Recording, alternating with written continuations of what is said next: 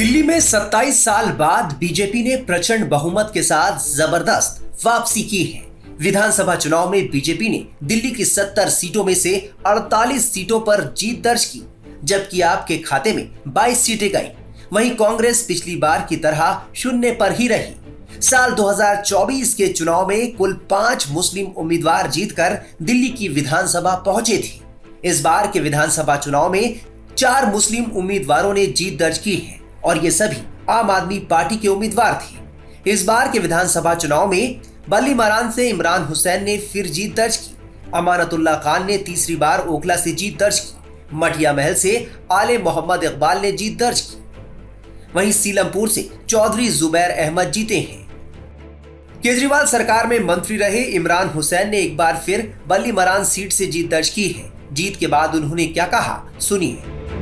सबसे पहले भाई मैं यही कहूंगा कि बल्ली मारान की आवाम का मैं तहे दिल से शुक्रिया अदा करता हूं।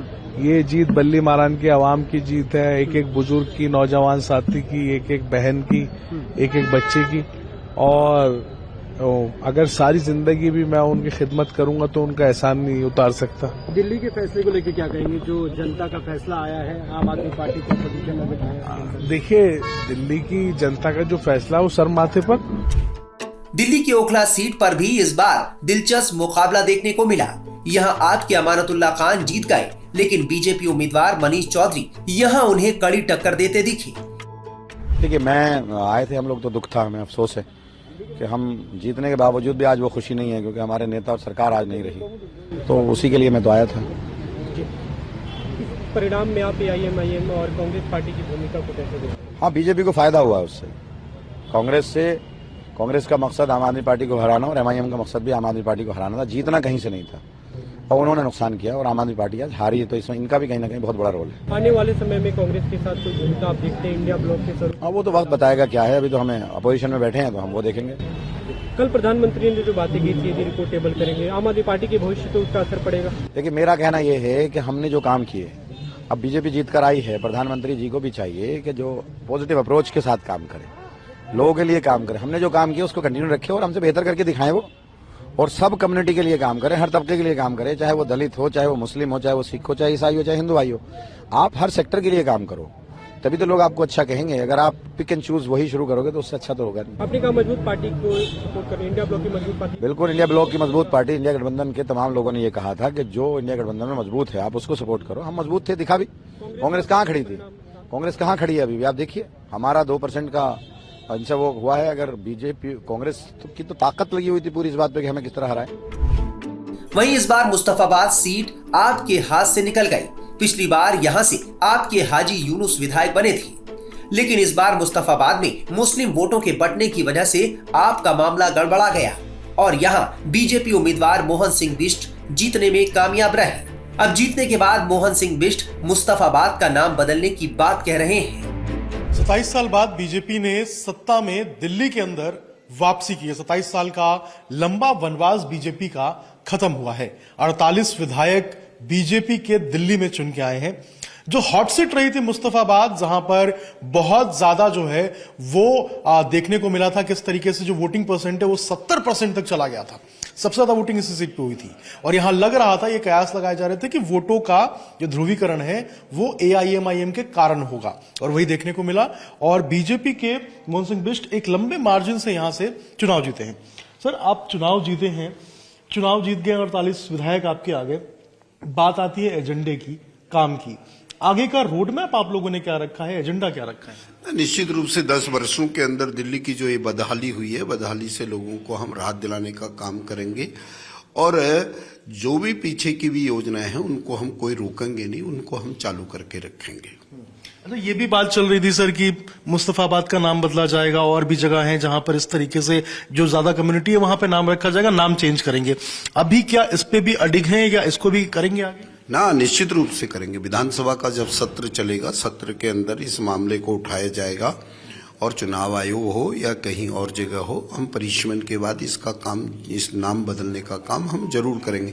एक और 58% है, एक और 42% है तो 58% लोगों का तो सम्मान करना ही पड़ेगा, हम करेंगे। लेकिन नाम से कोई इतना वो नहीं होने वाला है कि मुस्तफा नाम से ये, हमको चाहिए डेवलपमेंट, हमको चाहिए विकास, हमको चाहिए लोगों की समस्याओं का समाधान, वो निश्चित रूप से करेंगे, ये हम आपको विश्वास। अच्छा, एक मॉडल हमेशा जिक्र आता है जब भी बीजेपी चुनाव जीत के आती है कि किस तरीके से जो बुलडोजर है उसको उसकी कार्रवाई देखने को मिलती है। दिल्ली के अंदर क्या ये देखने को मिलेगा? दिल्ली के अंदर क्या एक बार फिर से जो बुलडोजर मॉडल है वो चालू होगा? आप लोग करेंगे? बुलडोजर का मतलब ये नहीं है, जिनकी वजह से कुछ हिंड्रेंस है, जिसकी वजह से लोगों के आवागमन में दिक्कतें होती हैं, वो काम जरूर होगा। यानी कि दिल्ली में बुलडोजर मॉडल भी चलेगा? नहीं, निश्चित रूप से जहां विकास कार्यों में रुकावट होगी तो विकास कार्य करने के लिए यदि बुलडोजर भी चलाना पड़े तो चलाएंगे। योगी मॉडल का भी जिक्र आता है यूपी का, क्या दिल्ली में योगी मॉडल को फॉलो करेंगे आप? नहीं, योगी जी का मॉडल और यहाँ वहाँ फुल फ्लैश स्टेट है, यहाँ केंद्र शासित प्रदेश है, बहुत सी टेक्निकल चीजों को देख करके ये हमको ये करना होगा। लेकिन जिस प्रकार की यहाँ जिस वजह से प्रॉब्लम आ रही है, लोगों ने अनऑथराइज्ड इंक्रोचमेंट कर रखे हैं, सरकारी जमीनों पर अवैध कब्जे हैं, निश्चित रूप से खाली करा करके वो जनहित के लिए कोई न कोई ऐसी योजना बनाई जाएगी। कुछ चिन्हित किया है जगह आपने जहां पर इस तरीके से चुनाव लड़ते ही जब मैं यहाँ शिफ्ट होके आया हूँ, मैंने बहुत सी जगह चिन्हित हैं और मैं उनको करूंगा। तो बहुत लोग तो अब परेशान होने लगेंगे कि आखिर मोहन जी कहाँ पे जो है वो चिन्हित किए हैं और कहाँ पे बुलडोजर ड्राइव कराने वाले हैं। ना, मेरे से लोग कोई परेशान नहीं होंगे। भजनपुरा से लेकर के दयालपुर तक रोड को मैंने चौड़ाकरण कराया, मजार को मैंने जो इस मजार की वजह से हिंड्रेंस था उसको मैंने हटाया, जो लोगों ने अनऑथराइज्ड इंक्रोचमेंट की थी मैंने उसी इंक्रोचमेंट को हटाया। मैं जनहित में जो भी फैसला होगा उस फैसला लेने में बिल्कुल पीछे नहीं हटूंगा, ये मैं कहना चाहता हूँ। अच्छा, अब लोग ये कह रहे हैं कि भाई 48 विधायक तो आ गए, लेकिन दूल्हा कौन है, सीएम पद का उम्मीदवार कौन है? क्या मोहन बिष्ट सीएम बनेंगे दिल्ली के? ऐसी बातें चल रही हैं क्या? नहीं, मैं सीधा साधा आदमी, सीधी बात करता हूँ। मैं आपको इंटरव्यू भी दे रहा तो आपको नहीं लग रहा होगा, मेरा साधारण प्रोफाइल है, लोगों के बीच में जाकर के काम करने का मेरा एक तरीका है।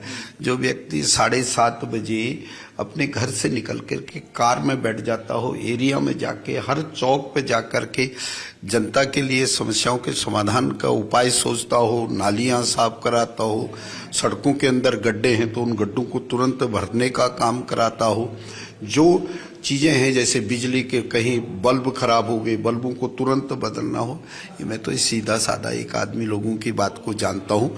लेकिन मैं ये काम जरूर करूंगा, दोबारा से यही काम मेरा शुरू होगा। अच्छा सर, अब विधायक दल की बैठक कब शुरू होगी?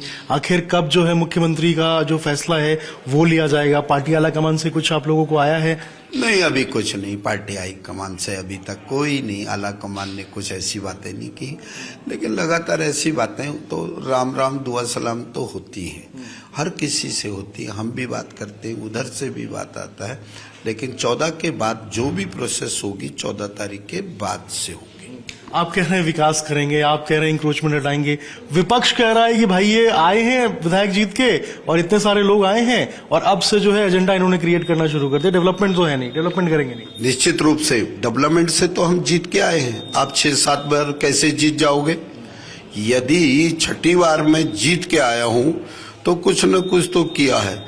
जहां से मैं एमएलए था वो सीट छोड़ करके मैं दूसरी सीट पर आया हूं, तो कहीं ना कहीं सब मेरे लोग मेरे बारे में जानते हैं, विकास कैसे करता है, विपरीत परिस्थितियों के बाद विकास करने की योजना कैसी बनाई जा सकती है, ये मेरा 25 साल का अनुभव दर्शाता है। यानी कि रोड मैप आपने बना लिया अगले 5 साल? हाँ, निश्चित रूप से, पीने का पानी हो, सड़कों का हो, इंक्रोचमेंट हो, हॉस्पिटलों का हो, स्वास्थ्य के नाम से हॉस्पिटल बनाना हो, जो हॉस्पिटल खंडर हो गए उनको दोबारा से ठीक करने का हो, स्कूलों की व्यवस्था हो, आने जाने के लिए अप्रोच रोड वगैरह ये हम करेंगे। पीने के पानी के लिए उत्तर प्रदेश गवर्नमेंट से जो 2015 और 17 के बीच में हमारा करार हुआ था जिसमें 100 MGD पानी हमने उत्तर प्रदेश के गंगा नहर से लेके आना था।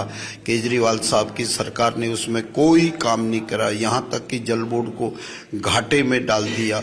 अब ये काम जरूर होगा, दिल्ली के लोगों को शुद्ध पेयजल मिलेगा और हम देके रहेंगे। यानी यूपी से भी मदद लेंगे अगर पानी की मदद लेंगे? नहीं, है ना, हमारी ऊपर के लेवल में एक मीटिंग हुई थी ना उस समय में, तो केजरीवाल साहब की सरकार बनने के बाद इन्होंने कोई पहल नहीं किया।